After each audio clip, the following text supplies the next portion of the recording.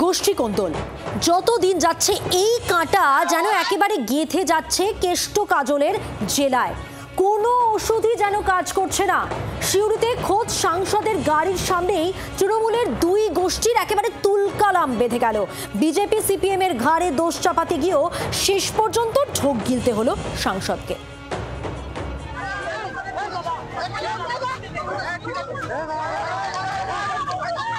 তুমুল হাতাহাতি, একের পর এক ধেয়ে আসছে কিল, চর, ঘুষি।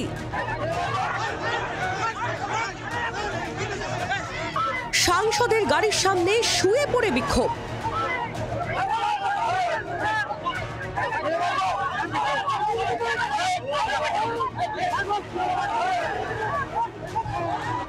সাংসদের গাড়িতে পড়ল জুতোর বাড়িও।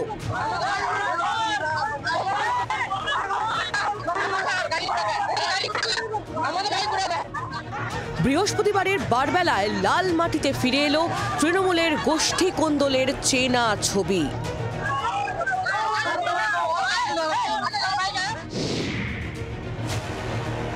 সিউড়ির কোমা গ্রাম পঞ্চায়েতের গাংটে গ্রামে এসআইআর নিয়ে সভায় যোগ দিতে গিয়েছিলেন বীরভূমের সাংসদ শতাব্দী রায়।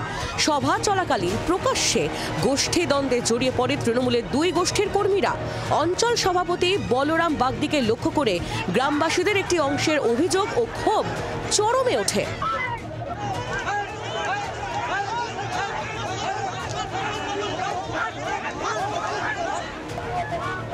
বলরাম বাগদিকে শতাব্দী রায় নিজের গাড়িতে তুলে নিরাপদ স্থানে নিয়ে যেতে চাইলে পরিস্থিতি আরও উত্তপ্ত হয়ে ওঠে।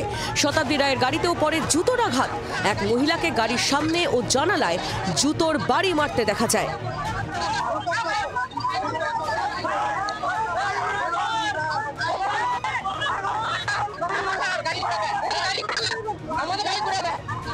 সাংসদের অবশ্য দাবি এই কাণ্ড ঘটিয়েছে সিপিএম বিজেপির লোকজনই। যে মহিলাটি গাড়ির সামনে পৌঁছলো তার ভিডিও তুমি আমার থেকে নিয়ে নিও। প্রত্যেকটা মিটিং এ বিজেপির সঙ্গে দাঁড়িয়ে আছে, বিজেপির মিটিং এ ধ্রুব শাহের সঙ্গে দাঁড়িয়ে আছে, বিজেপি মিটিং এ ও আর ওর ছেলে আছে, তার মানে সে আমাদের দলের নয়, তাই না? থার্ড আর একজন ছিল, সে বিজেপি BLO 2। তো এরা যদি কাওয়াজ করে তো সেখানে তো ঝামেলা হবেই। তাহলে কি দাঁড়ালো? তৃণমূলের শিবিরে এসে হুজ্জুতি করে গেল বিরোধীরা? না, জি 24 ঘন্টায় সাংসদ স্বীকার করেছেন গন্ডগোলের মূলে আছেন দলেরই একাংশ।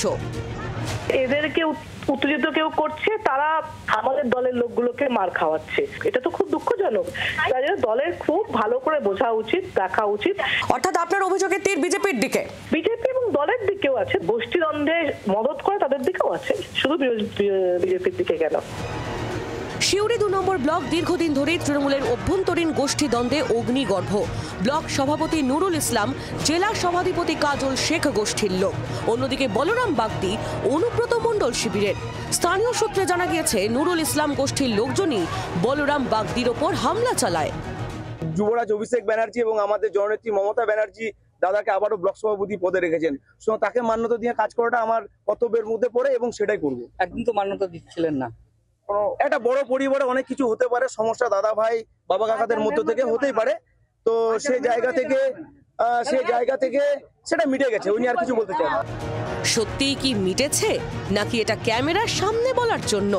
শাসক দলের নেতৃত্বরা কেনই বা বারবার এরকম গোষ্ঠীদ্বন্দ্বের ছবি আসার পরে চুপ রয়েছেন? এই প্রশ্নটাই এখন সব থেকে বেশি আনছেন নিচু তলার তৃণমূল কর্মীরা।